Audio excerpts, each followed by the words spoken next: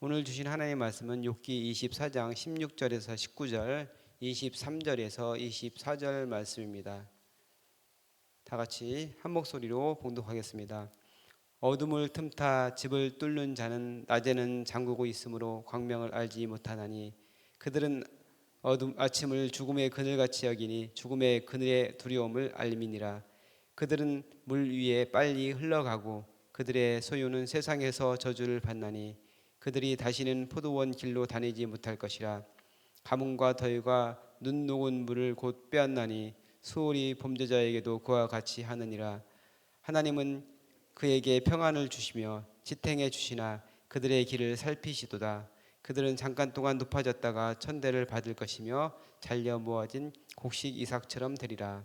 아멘. 20세기를 대표하는 기독교 영성가로 헨리 나우엔이라는 분이 있습니다. 이분은 예수회에서 사제로 서품을 받은 가톨릭 신학자이고 또 신학 교수이면서 심리학자이기도 합니다.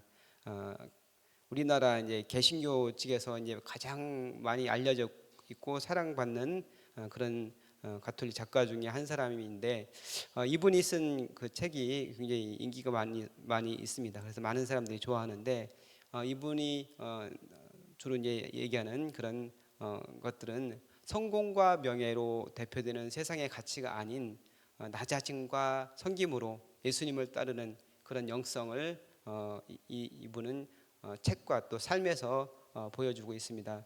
공동체 안에서 타인과의 그 관계를 통해서 그 따뜻한 그 관계를 통해서 하나님을 만나는 것을 가장 중요하게 생각을 하고 있습니다.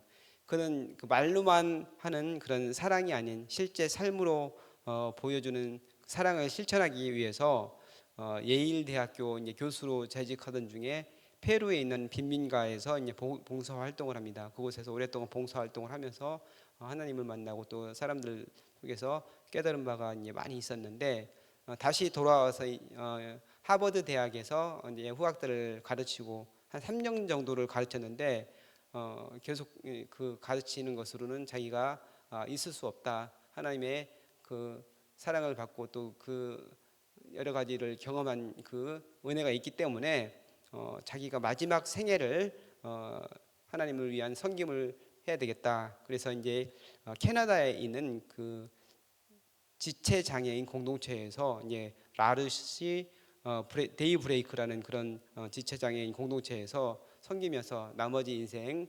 심정마비로 죽을 때까지 한 10년 정도를 섬김으로 살았던 사람이 바로 헨리 나우엔입니다. 그가 쓴 책 중에서 상처 입은 치유자라는 책이 있습니다. 그 책을 많은 분들이 사랑했고 또 큰 감동과 깨달음을 얻기도 했습니다. 거기서 하는 내용은 상처를 입은 사람이 오히려 다른 사람의 상처를 치유하는 사람이 될 수 있다. 이렇게 이야기를 합니다. 자신의 상처를 완전히 치유해가지고 건강하게 된 이 사람들, 이 사람은 오히려 다른 사람에게 가지 못하고 오히려 지금 현재 상처를 가지고 있지만 그 자신이 가지고 있는 상처를 그냥 날 것으로 그대로 보여줄 수 있는 그 사람이 다른 사람을 치유해 줄 수 있다. 이렇게 이야기를 합니다. 우리가 지금 묵상하고 있는 욥도 마찬가지라고 볼 수 있습니다. 지금 현재 그는 여러 가지 힘들고 어렵고 고통과 좌절과 자기가 가지고 있는 모든 것들을 다 내려놓게 되는 그런 아주 낮아지고 또 상처를 많이 받은 그런 상황에 있습니다. 하지만 그 상황에서 오히려 그는 새로운 인생의 전환점을 얻게 되고 다른 사람 주위에 있는 사람들을 보게 되고 자기 자신을 있는 그대로 드러낼 수 있는 그런 상황에 있게 되는 것이죠. 그를 보호하고 있던 것들이 사실은 고난을 당하기 전에는 많이 있었습니다. 사회적인 그 지위라든지 재산이라든지 또 그 자녀들이라든지 어떤 권력이라든지 이런 것들이 이제 울타리로 쳐 있어가지고 자신을 보호하고 지켜주고 있었는데 하나님께서는 그것들을 다 제거하셨어요. 그러니까 우리가 인생길을 걸어가면서 우리를 보호하고 있는 울타리들을 제거되는 그런 경험을 하게 되는 수도 있는데 그때 오히려 하나님의 새로운 그 길을 만나게 된다는 것이죠. 그래서 우리가 그를 통해서 깊이 하나님을 만나게 되고 또 주위에 있는 그 사람들을 더 깊이 보게 되면서 상처 입은 치유자로서 우리가 그 역할을 감당할 수 있게 된다는 것이죠. 어제 본문에서는 우리가 욥기 하면 대표적으로 떠오르는 그 구절을 같이 살펴봤었죠. 어제는 내가 가는 길을 그가 아시나니 그가 나를 단련하신 후에는 내가 순금같이 되어 나오리라. 대표적인 그런 가사 그 구절을 우리가 봤는데, 그동안에 욥은 자신의 생애를 저주하면서 죽기를 바라는 심정으로 하나님께 부르짖었던 모습을 보여줬는데, 어제 이제 그 고백은 거기서 한 단계 더 나아간 모습을 보여주고 있습니다.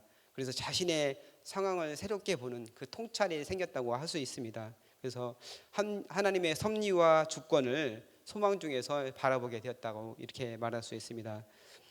하지만 이렇게 고백을 했는데 그 다음에는 더 계속해서 이제 그 희망차고 하나님에 대한 그런 소망을 가지고 얘기를 해야 되는데, 그리고서 또 곧바로 다시 이제 다시 옛날로 돌아간 것 같은 그런 얘기를 하고 있습니다. 그래서 현실의 고통을 보면서 하나님의 또 그 침묵 앞에서 절망하면서 다시 이제 세상에 있는 그 부조리에 대해서 이야기를 하고 있는 부분이 바로 24장에 나오는 부분입니다. 그래서 우리 오늘 그 부분을 같이 또 살펴보게 되는데, 24장에 보면은 하나님의 부재, 그러니까 세상에서 악인들이 번성하고 득세하면서 판을 치는데 왜 하나님께서는 나를 정해놓고 그들을 심판하지 않느냐, 그렇게 이제 시작을 합니다. 그러면서 구체적으로 그들의 죄악에 대해서 이제 묘사를 하는데 이제 첫 번째로는 경계표를 옮기는 자가 있다. 경계표라는 것은 이제 이스라엘에서 대표적으로 이스라엘 백성이 가나안 땅에 들어갔을 때 각 지파별로, 가문별로, 가정별로 땅을 분배받게 되고, 그러면서 이제 경계표를 만들어 주면서 그것을 절대로 옮기지 말라 이렇게 이야기를 했죠. 그거는 어떤 거냐면은 시간이 지나면서 힘을 가진 사람, 또 권력을 가진 사람이 자기 힘으로 다른 사람의 땅을 빼앗을 수 있는 그런 것을 방지하기 위해서 경계표를 옮기지 말라고 했던 것이죠. 그래서 엄격하게 성경에 보면은 아합 왕이라는 사람도 다른 사람의 땅을 함부로 사지 못할 정도로 그 경계표라는 것은 엄격했던 것으로 볼 수 있습니다. 그런데 이제 오늘 말씀에서 경계표를 옮긴다고 이야기를 하는데, 힘을 이용해서 다른 사람이 가진 것을, 땅을 이제 뺏는 것이죠. 땅이 있으면 그게 점점 자기에게 재산을 늘어가게 하는 그 중요한 자산이 될 수 있기 때문에 땅을 뺏는 것은 굉장히 큰 것입니다. 그리고 양떼를 빼앗아 기른다. 다른 사람이 가지고 있는 그 양떼를 빼앗아서 자기가 또 기르는 것. 그 다음에 고아와 과부 같은 그런 대표적인 약자들을 약탈하는 것, 이런 것들을 이야기를 하고 있습니다. 그리고 고아를 데려다가 종으로 삼고, 또 가난한 자의 옷을 빼앗아서 그 사람이 막 어떻게, 그 옷이라는 것은, 그 당시 옷이라는 것은 단순하게 옷이 아니고 밤에는 덮고 잘 수 있는 그런 이불과 같은 역할을 하는 것이죠. 근데 그거마저 빼앗아 버리니까 정말 비참한 삶을 살게 된다는 것이죠. 그러니까 세상에는 이렇게 부조리한 일들이 많이 있고, 기득권을 가진 사람들이 자신이 가진 것으로 타인을 억압하고 착취하고 이런 모습을 왜 하나님께서 보시면서 그대로 계십니까? 하나님께서 응답하지 않는 그 모습에 대해서, 세상에 대해서 바로 응징하지 않는 그 모습에 대해서 한탄하면서 부르짖고 있는 것입니다. 그리고 13절부터 17절까지 말씀을 보면은 빛보다 어둠을 좋아하는 그 사람들을 고발하고 있어요. 그러니까 빛을 싫어하고 어둠 속에서 죄를 짓는 그런 사람들이 있는데, 낮에는 숨어 있다가 밤에 강도짓을 하고 살인을 하고 간음을 하는 이 사람들의 그런 모습을 표현하고 있는데, 그러면서 왜 그 사람들에게 하나님께서는 응징하지 않습니까? 이렇게 이야기를 하고 있는 것이죠. 그러니까 지금까지 욥이 주장했던 그 모습하고 이제 비슷하다고 볼 수 있는데, 친구들은 그 세상이 돌아가는 것은 인과응보의 법칙에 따라서, 그리고 선을 행한 사람에게는 하나님께서 상을 주시고 악을 행한 사람은 벌을 주신다는 그런 그냥 단편적인 단순한 그런 이야기를 계속해서 이야기를 하고 있는 건데, 욥에게 이야기를 하고 있고, 욥도 지금 받고 있는 고난이 바로 네가 지은 죄 때문에 그런 것이다, 이렇게 이야기를 해왔는데, 욥은 지금까지 지금 13절에서 17절까지 그런 악인들에 대해서 이제 고발하는 것이죠. 세상은 악인들이 오히려 더 득세하는 경우가 있다. 하나님 그 단순하게 그런 권선징악이나 인광보와 같은 그런 단순한 것으로 세상을 다 설명할 수 없는 일들이 많이 있다. 이야기를 하고 있는 것이죠. 그러면서 이제 오늘 말씀에서 18절부터 25절까지 말씀을 보면은 악인들에 대해서 악인들의 말로가 어떻게 되는지, 그들이 저주를 받고 멸망할 것이다, 이렇게 이야기를 하고 있습니다. 욥은 그동안에 이런 이야기를 하지 않았어요. 오히려 이런 이야기들은 다른 친구들이 했던 것이죠. 그래서 학자들은 18절 이하가 이게 편집을 하는 과정에서 잘못 들어간 것이다. 이거는 욥의 이야기가 아니고 소발 이야기다. 소발이라는 사람 그 친구가 한 이야기다. 이렇게 해석하는 그 신학자들도 많이 있습니다.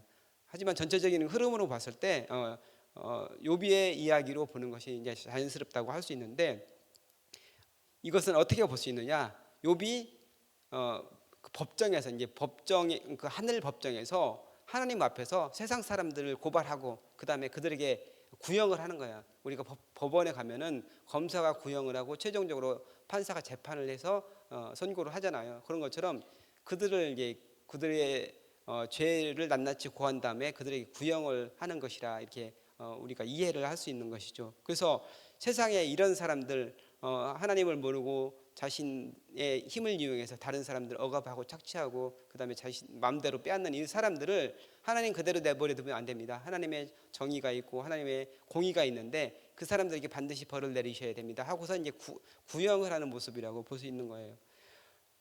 그래서 중요한 것은 하나님께서는 그 뒤에 보면은 악인들이 잘 되고 평안하고 또 하나님께서 그들을 허용하는 것 같지만, 중요한 것은 하나님께서 그들의 길을 살피고 계신다. 이것이 이제 욥의 고백인데, 23절에서 24절 말씀에 보면은 그 말씀이 되어 있습니다. 하나님은 그에게 평안을 주시며 지탱해 주시나 그들의 길을 살피시도다. 그들은 잠깐 동안 높아졌다가 천대를 받을 것이며 잘려 모아진 곡식 이삭처럼 되리라. 그러니까 그들의 지금 하나님께서 그들이 잘 되도록 그냥 내버려 두는 것 같지만 하나님께서는 그들이 하는 길을 다 보고 계시다. 그리고 결국에는 그들이 망하게 될 것이다. 이것을 이제 구형을 하듯이 선포를 하고 있는 것이고, 하나님의 정의와 공의가 서기 위해서는 반드시 이것이 집행되어야 됩니다 하고서 욥은 하나님께 말씀을 드리고 있는 것이죠.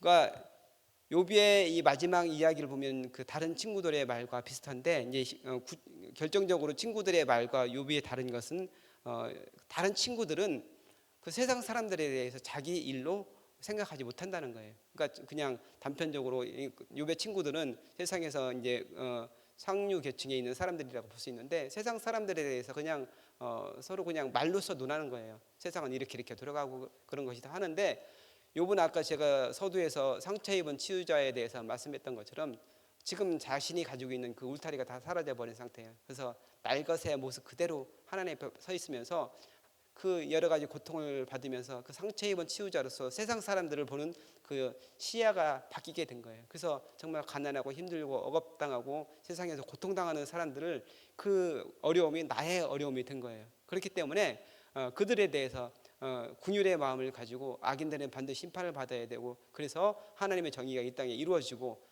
약하고 힘없고 가난하고 여러 가지로 소외받는 사람들이 하나님의 은혜 가운데 하나님의 사랑을 경험하게 되어야 된다. 하나님의 사랑이 그들에게 전해져야 된다. 이것을 이야기하고 있는 것이죠.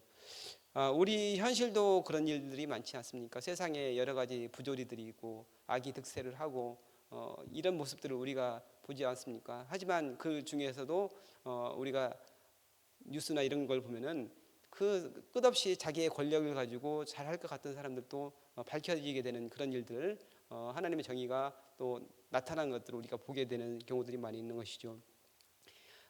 가장 상처 입은 치유자, 우리에게 대표적으로 모범으로 보일 수 있는 분이 있는데 그분이 누구십니까? 바로 예수님이십니다. 예수님께서 하늘 높은 그 보좌에서 이 세상을 그냥 바라다만 보는 것이 아니고 직접 이 땅에 오셔서 친히 모진 고통을 겪으시고 상처를 입으셨습니다. 십자가의 고통과 그 찢김과 여러 가지 또 삶에서 가난에 처하기도 하고 모든 어려움을 다 겪으시면서 실제로 상처 입은 자로서 우리 곁에 계시면서 우리의 상처를 보듬어 주시고 우리를 치유해 주시는 분이 바로 예수님이라는 것이죠. 그래서 우리가 상처 입은 자로서 주님을 바라보고 또 우리가 주위에 있는 그 많은 사람들에게 하나님의 사랑을 전하는 그런 사람들이 되기를 주님의 이름으로 축복합니다.